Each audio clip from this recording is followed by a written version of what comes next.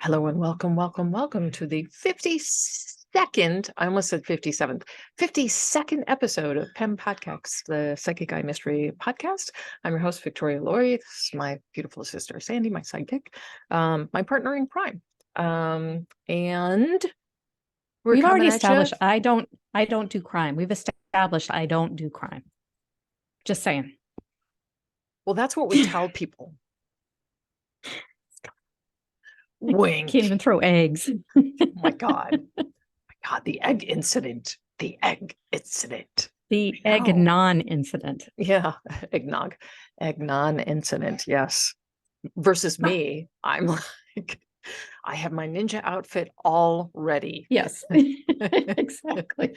I have throwing stars. Ready to go. I have batons. Yes. I have clubs. I have, whatever you need. Acrobatics. It's kind of like opening the overcoat. Okay, what do you need? Murder? Okay, we got knives, we got guns, we got grenades, we got, whatever. No, I'm ready to go at a moment's notice. Versus my sister is like, what if the police drive by and I have an egg in my hands? Yeah, or my refrigerator. Drive by, they give you a salute and they keep on driving. Anyway, we're off track already. I was just about to throw this. Arrest me. Yeah, slap the cuffs on you.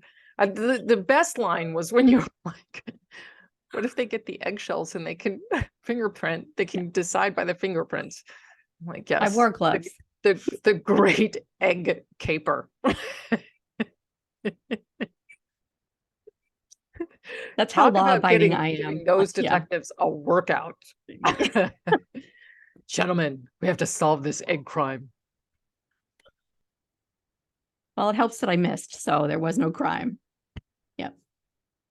Yeah. Littering, right? Yeah, I was littering. That's what I did. Trying to egg a car, ended up. But are you littering if it's biodegradable, right? Like, I would show up as your defense and be, you can't handle the truth. It was biodegradable. So exactly. Yeah. Anyway, we're legends in our own minds. Okay, so start with the anecdote or book. What do you think? Anecdote. Okay. Read for a client of mine who's been to see me a couple of times over the past few years. And it's interesting because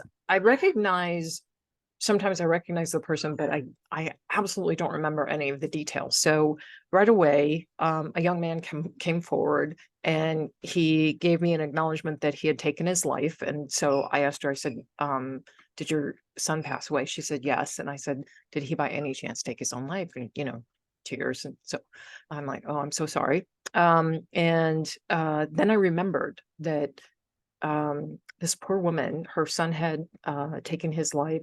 Her other son was so distraught over it that he was being watched at the time that I first read for her for suicidal tendencies. The whole family had just been kind of taken to their knees. It was just devastating. So I'm reading for her and I've got her son in. And he gives me he's trying to give me his name, and names are hit or miss for me, big time hit or miss. And it sounded like Mikewell. And I'm like, was his name Mikewell? And she's like, Maxwell. Why didn't I get that? Like, it's so obvious what that should have been, right? And I'm like, Mikewell, what kind of a name is Mikewell? So it's Maxwell. And then he was showing me a decked out motorcycle. And so I asked her, I said, did he like motorcycles? She's like, he was obsessed, absolutely obsessed. And I said, well, he's riding a motorcycle because I keep hearing, get your motor running. Bum, bum, bum, bum, bum. So he's over on the other side. And I said, did he have a friend who crossed over? She said, no.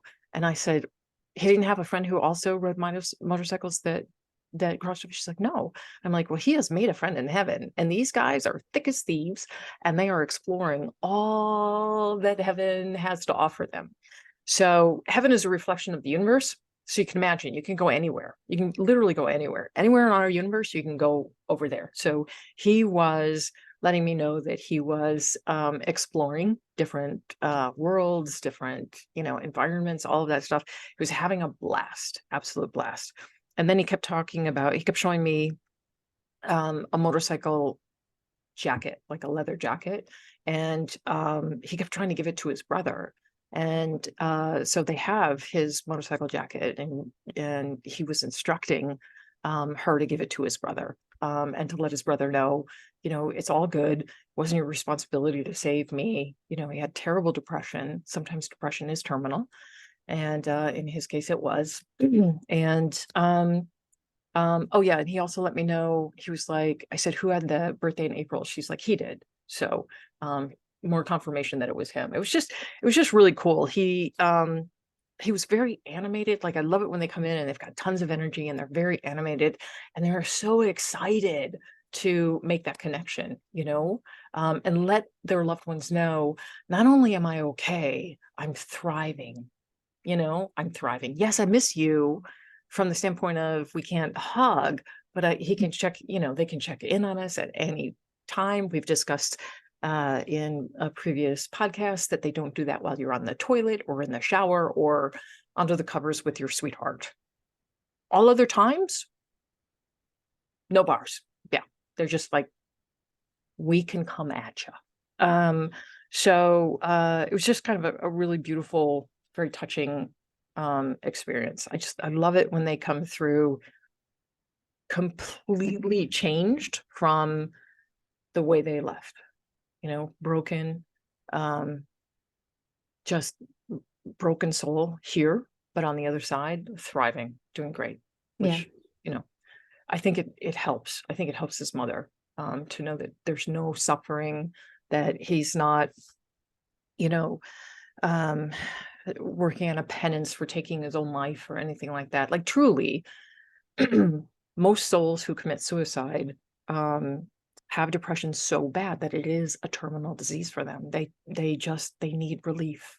And as someone who had chronic depression for 50 years, yeah, it's tough. That is wave upon wave upon wave. That's really hard to battle. So he is doing well, though. He's doing well on the other side. So family still misses him dearly. Wish things could be, but different for him. Wish he could have finished out his life here, but he's on the other side and doing great.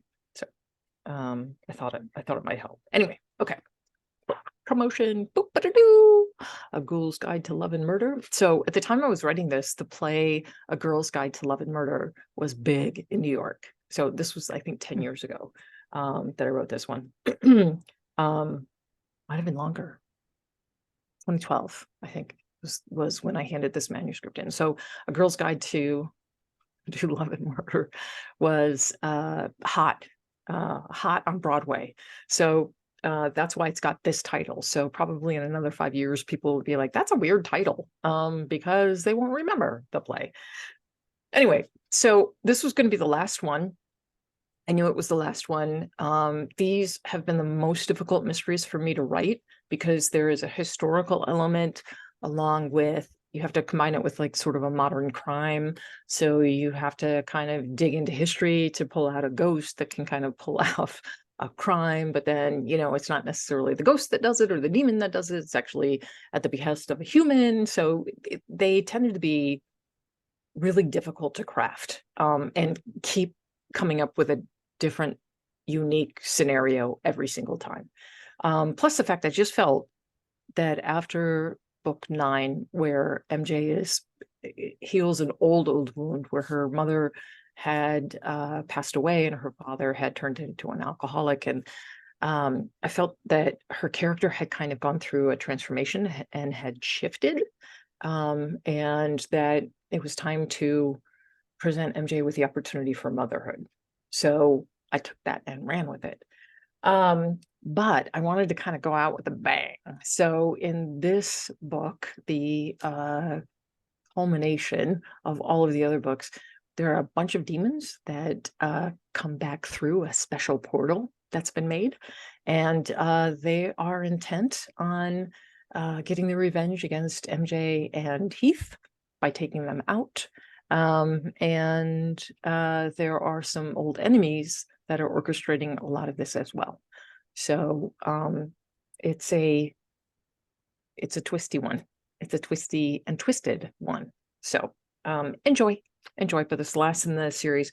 Although I will say, I was entertaining the idea of writing some short stories, and one of those was going to be from the perspective of Gilly. And so I started, and I like it, but me telling a short story is like me telling a joke. It just doesn't do it. I just don't do it. It's just Like me so. throwing an egg. Doesn't Yes, work. exactly. Fail, fail. So, I'm like, well, this will probably be like 40 pages, and I'm 40 pages into sort of the second chapter. So obviously it's not going to be a short story. So I think when I can make room for it again, I think I might bring MJ and Gilly and Heath back for a caper. Because I have a good idea, and I think I'm just going to run with it. So maybe there'll be an MJ 11, Ghost Hunter Mystery 11. So let me know if you want to see one. Write in the comments When if you you have want me to time. write. Yeah, I sounds know, like a good right? idea. Like, Or post on your look at it. Facebook page. Yeah. What am I posting? Post that they have your fans post on your Facebook page that they want another MJ mystery too. They can do it on the podcast or on your website or on your Facebook Wherever page. comments are held. Comment. Yeah.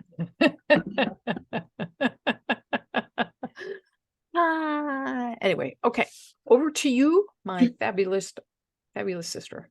Take it away. Thank you. So this week's case is also a missing man. And this takes place in 2021. At 9:15 a.m. on June 23rd, 2021, 24-year-old geologist Daniel Robinson left his Buckeye, Arizona job site in his 2017 blue-gray Jeep Renegade, heading west toward the desert. Sadly, Daniel was reported missing later that day, and he hasn't been seen since.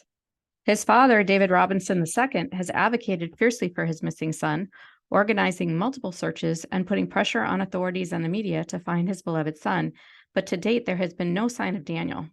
David has declared that he will not rest until his son is found.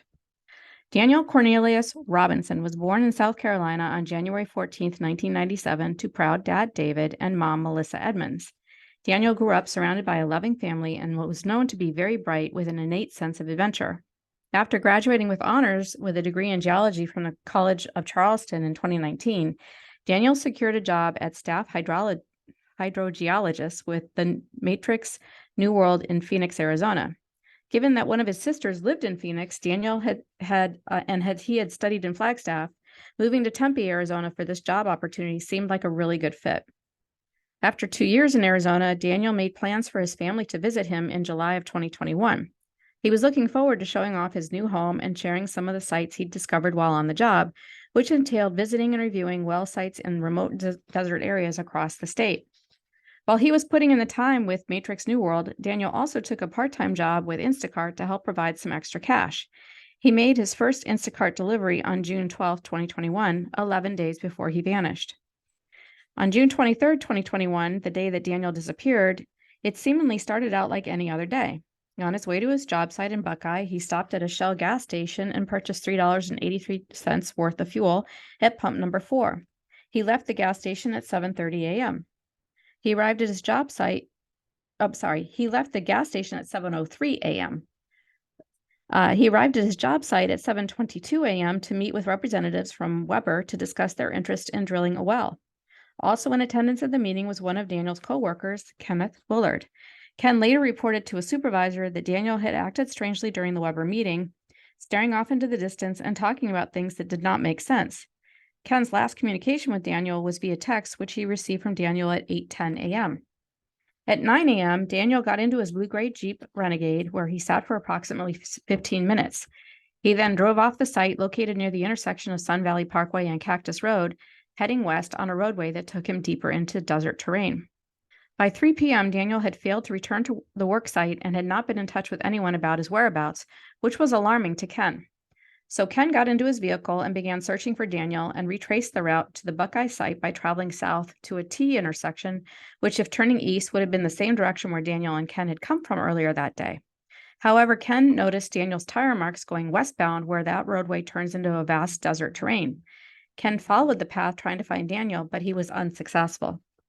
By 7 p.m., David had learned that his son had not been seen or heard from since 9 a.m. that morning.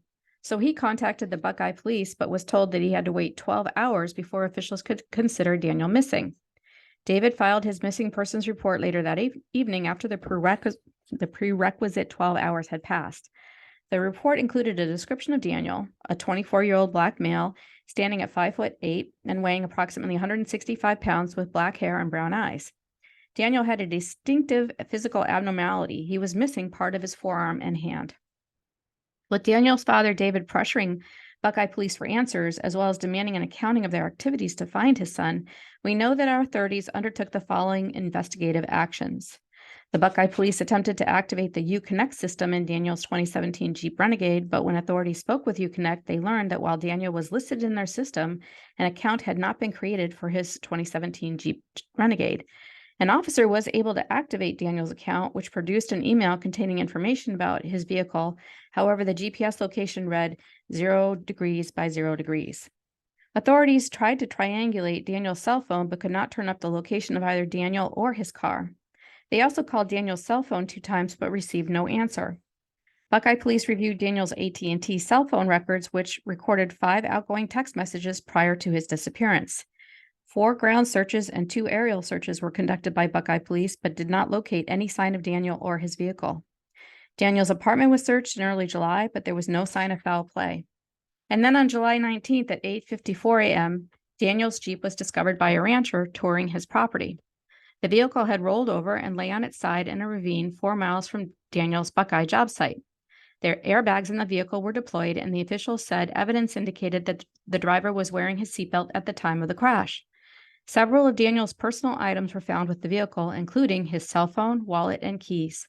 Also among Daniel's personal things were a pair of jeans turned inside out, 2 brown work-type boots, a faded orange vest with the company logo, a t-shirt, and 2 socks also turned inside out. Detectives on scene noted that the Jeep had suffered significant damage and appeared to have undergone a front impact with the ground and rolled over before resting on the passenger side. A piece of the Jeep's black removable roof was on the ground, partially wedged under the front of the Jeep. The driver's front door window was shattered and the glass was strewn about the area, consistent with the Jeep rolling 1 time. There was also substantial damage to the lower front end, as well as damage to the top of the windshield and the roof. All the interior airbags appeared to have been deployed. No forensic testing was done on the scene because there was no blood evidence to warrant such a test.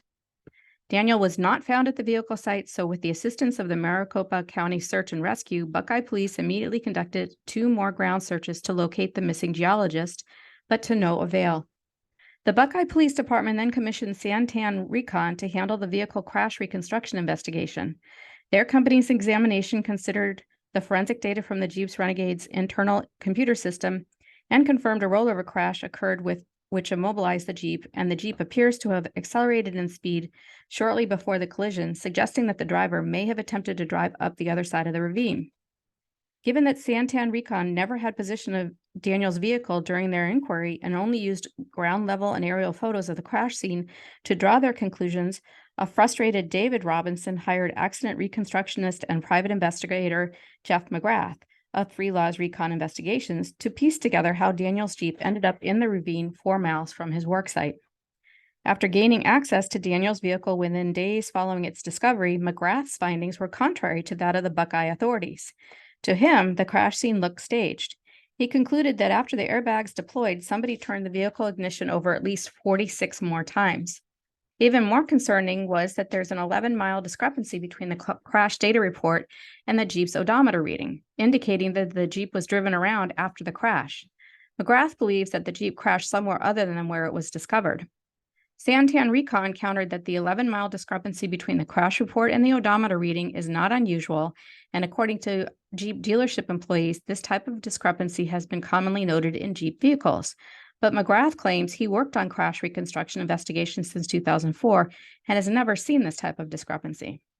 McGrath said, quote, "The airbags deployed and that vehicle traveled another 11 miles. Whether it was in a circle or a physical distance of 11 miles away, forensics retrieved from the Jeep cannot rule out foul play." In the months following the vehicle discovery, Buckeye police announced in September 2021 that they had worked with outside agencies to search over 70 square miles with the assistance of UTVs, cadaver dogs, drones, and helicopters, but they were unable to locate Daniel. In October of 2021, investigators shared that Daniel had been texting a woman named Caitlin that he had met in early June while delivering for Instacart. Upon their initial meeting, Caitlin had invited Daniel in to hang out at her home with a friend. The two then exchanged numbers. Text messages following their initial meeting showed that Daniel had made several unannounced visits to Caitlin's home. She indicated that she was extremely uncomfortable with his actions and then attempted to cease all contact with him. Concerned that Daniel may have been suicidal over the situation, police interviewed friends, family, and coworkers about his mindset prior to his disappearance and learned that he was not depressed or suicidal. But in the days leading up to his disappearance, he had at times been acting out of character. David Robinson moved to Arizona shortly after Daniel disappeared to devote his time to finding his son. While Daniel remains missing, David's advocacy and search efforts with volunteers have turned up at least 2 sets of human remains. In late July of 2021, a human skull was found in the area south of where Daniel's vehicle was recovered. However, DNA testing revealed that the skull did not belong to Daniel and no additional remains were recovered at the time. On November 9th, 2021, it was announced that a second set of human remains had been discovered while searching for Daniel, but based on anthropological indication of race and the amount of time outside, officials concluded that these skeletal remains did not belong to Daniel.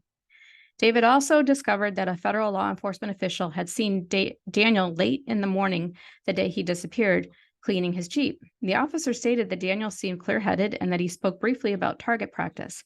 He also confirmed that there was no damage to Daniel's Jeep at the time. David has been critical of the effort put into locating his son by law enforcement, claiming that he has done more to find his son than the local police. The family has also put together a GoFundMe page to help gather donations and a Change.org petition titled Justice for Daniel Robinson, calling for accountability with the Buckeye Police Department investigating his disappearance. The petition now has over 40,000 signatures. Social media has also been abuzz about the lack of national attention devoted to Daniel Robinson's case compared to that of Gabby Petito, who also disappeared during the summer of 2021. The Buckeye police have said that race is not a factor in Daniel's investigation. Quote, regardless of race, we have a father out there who is missing his son and looking for closure, end quote, said Assistant Chief Sanders. All we know is Daniel drove away that day. David has said that he will not give up on finding answers. He's my son, and I'm definitely not leaving him behind. We don't know what happened to my son after he left that work site, and to put out a narrative that he just crashed his vehicle and walked away is ludicrous to me. I know my child. I don't think he'd just take off like that.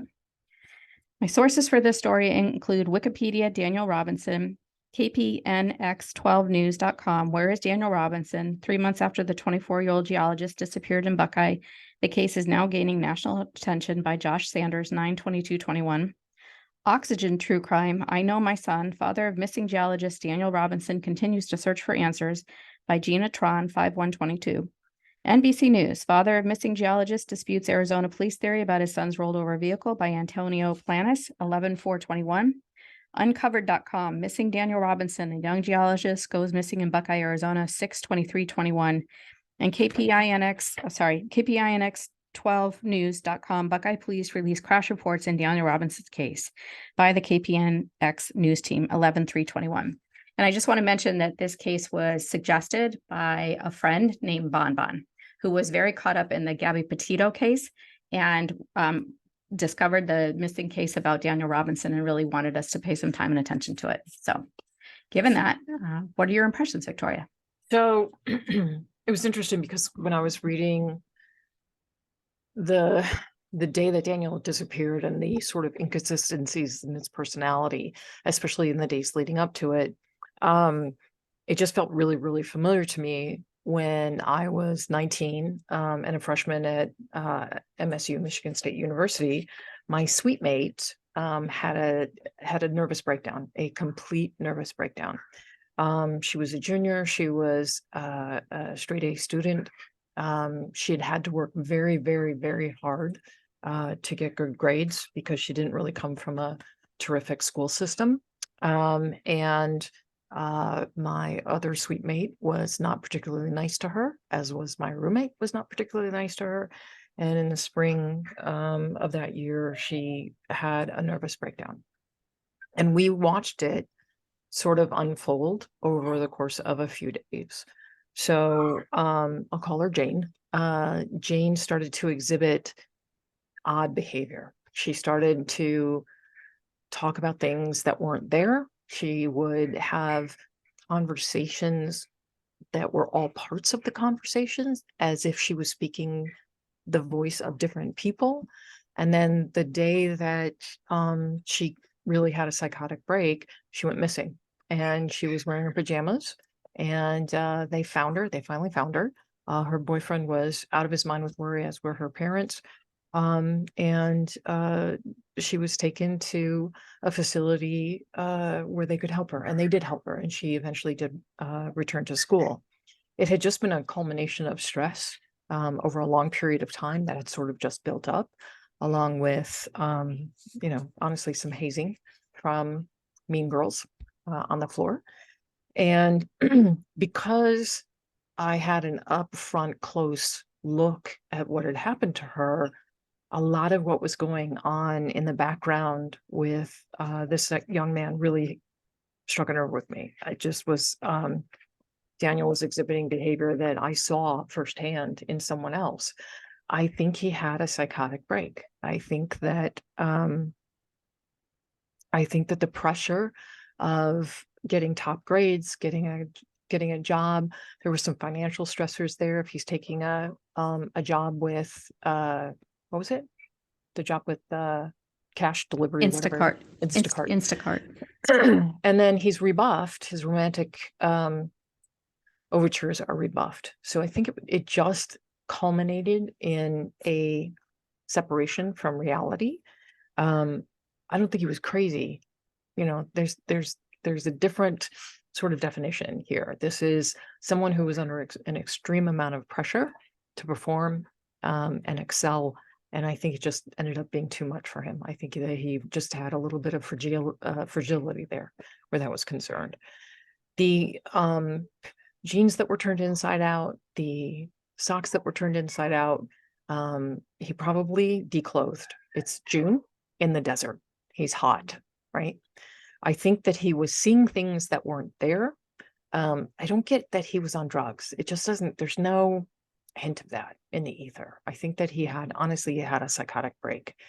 And he might have been driving or hallucinating at the time, thinking he was driving on a straight road when actually he was driving up the side of a ravine. The Jeep rolled over.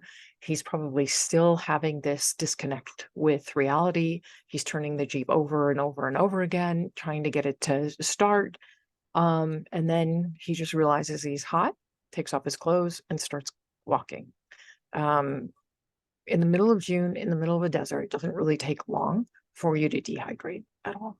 So I honestly think that he had a psychotic break, walked away from the Jeep, and just declined. He was probably succumbed to exposure, but he probably got maybe 10 miles before that hit him.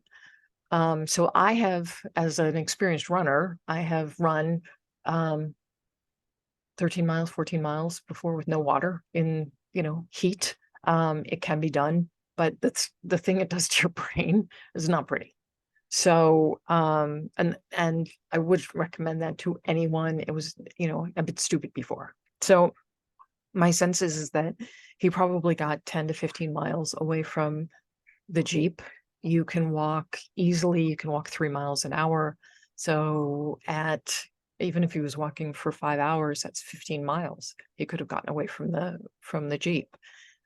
He could have thought he was headed back the way he came, but been so turned around with this separation from reality, it could have taken him much deeper into the desert.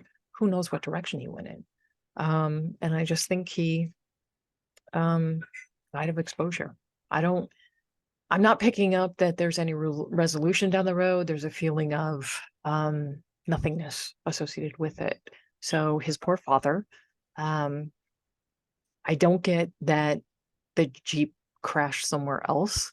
I'm not buying that. I have a feeling that dealership employees who regularly work on Jeeps that are reporting some problems or inconsistencies probably know better than someone who is investigating crashes of every make and model of vehicle.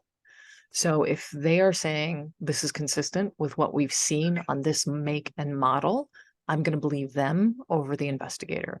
Plus, it doesn't make sense. So he crashes the Jeep and then he drives somewhere else 11 miles away and rolls it over. Like, what's the point? You know, what's the point? And there was no other sign of another crash site. So it just, like, none of that makes sense. None of that makes sense. And there's no blood found at the scene.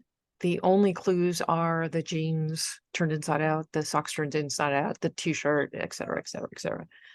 Well, I think it's telling that you just said that he, you know, he was having a psychotic break, crashes, keeps trying to turn the car over to get it started again, but he's not recognizing the degree of the damage Right. or where the car has Right. kind of been disabled.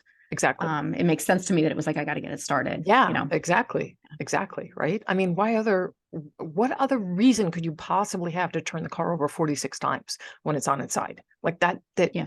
that isn't a staged crash. A staged crash is push it over, let's walk away. You know, you're not going to be like, Throw well, an let's egg get at in it. and turn the engine over, and then they'll be able to detect that we turned it over 46 times. Like, there's no point to that. So, Yeah. I truly think that he had a separation from reality. I don't think that he was suicidal. I don't think that he was on drugs. I just think that the pressure got to him, and his behavior was really consistent with something that I have actually witnessed in my life. And it resonated with me. It's just like, yeah, this feels like exactly the same thing. So, so sad. Promising young man. His father obviously loves him dearly. I also agree that national attention should have been paid to him on the same par as a white Gabby Petito. woman, you know? Yeah. That upsets me a lot, that there's, oh, she's white and pretty, let's pay attention to her. Not that she shouldn't have attention paid to her, but let's also, look at other people, right? Yeah. He was very handsome. Yeah, he was. Beautiful young man. Yeah. Absolutely beautiful young man. So, yeah, sad. I feel like we get to the end of these every single time and we're like, it is. These are heartbreaking. These cases are often just, if not for like one little different thing. The other thing that sort of rang a bell for me was the fact that he put $3 and 83 cents into his Jeep. Yeah, I thought that was an odd amount to gas up your car. So it's indicative of someone who's already separating, Yeah. like thinks he's putting more gas in than he has, or, is not really there. It's just, it's behavior that is with someone who isn't aware of what's going on, completely aware. Well, it's clear that that's what his coworker was experiencing with him, because he was concerned enough to go after him. Right. So it's not like Daniel was exhibiting this behavior. Maybe it was consistent, I don't know, but it was concerning enough that his coworker for sure got into his car and went to look for him, knowing something was very wrong. Right. So the staring off into space and the talking about things that didn't make sense, that so resonated with me, because I specifically remember having a face-to-face with Jane, trying to figure out what the heck was going on with her, and she did that exact same thing. Wow. And I think only because I've seen it before can I say, yeah, I really think that's what happened to him. And it's so sad. He was, if he'd been anywhere else in a metropolitan, area, suburban area, he probably would be alive and have gotten help, and this wouldn't be the story that it is. So unfortunately, he just happened to be in a desert, when the psychotic break happened to him. So you don't think this will ever be resolved and there'll be no remains found? I don't think, there's no there. So when you ask me, do you think that they'll find the remains, or that they'll find him, I always send my radar out in time to see if there's any energy, like a bubble of energy, like we found him. And when I do that, it just keeps going like endlessly. So that tells me that more than likely no one will find his remains. I'm astonished that they found skeletal remains of 2 other people in the middle of a desert, right? Like that astonishes me. But I have a feeling that he got much further away from the scene than anybody's giving him credit for. Makes sense. Yeah. So Makes sense. I think that he just started walking. It was early in the morning, obviously, when the Jeep turned over, right? We're still talking Mhm. before noon. So it wouldn't have gotten dark until let's see, Arizona in June probably wouldn't have gotten dark until at least 7. So he probably had 12 hours of walking even at just 3 miles an hour. That's 36 miles away. So it's not hard to walk a very long distance. If you just kind of keep putting one foot in front of the other. I don't know if he succumbed to dehydration before then or heat stroke, which is also very likely and probably made the whole disassociation with reality even worse. But he could have gotten a pretty good distance away in the middle of the desert before he succumbed, is sort of my feeling. So the fact that they're kind of looking in the area. Yeah. Around the Jeep. He's nowhere around there. He's nowhere around there. Yeah. And which direction, right? Like, okay, so if you map out, all right, well, let's go 36 miles in any direction, right? It's not like you're following a road. You're in the middle of the desert. So I just, you've been to Texas and you've seen a wild boar the day it was hit, and then 3 days later it's gone. So in those arid environments, stuff disappears very quickly. So I just feel very, very bad for his father. Just to not know, to love his son so much and not know, it's just heartbreaking. Absolutely heartbreaking. Yeah, for sure. For sure. Okay. Anyway, on that note, on that bummer, thank you for joining us for the 52nd episode of the PEM podcast. If you enjoyed the podcast, if you enjoyed any of our podcasts, please hit the like button. Please subscribe to our channel. And if you would like to know more about me or my books, please visit victorialaurie.com, or if you want to sign up for an appointment with me, always welcome. victorialaurie.com is the place to go. Other than that, that's all we got, right? We did it. For this week. Yes. For this week. For this week. We got to get a few more in the pipeline, which we'll work on. But anyway, thanks for joining us. Thanks for the comments, the suggestions. We love you guys. Sandy and I have been blown away by all of the love that we get, all of the interest that we get. Nowhere in our wildest dreams did we imagine that this would be in any way popular. So this is awesome. Love it. Love it, love it, love it. Well, maybe you imagined it. I was just like, we'll do 5 episodes and then we'll get bored. So She forgot to tell me about that part. 5 episodes, and then I'm bored. Did I leave that off? Why did I did. Yeah. I didn't really. Yeah. Oh, well, I thought it. Lucy, Charlie Brown, football. Yep. Every time. Anyway, I love you a lot. Love you too. A lot. And I will see you next week. Okay. Sounds great. Thanks, everyone. But I'll talk to you sooner. That's all. Yes. Anyway, love you. Talk to you later. Bye, everybody. Love you too. Bye, everyone. Bye.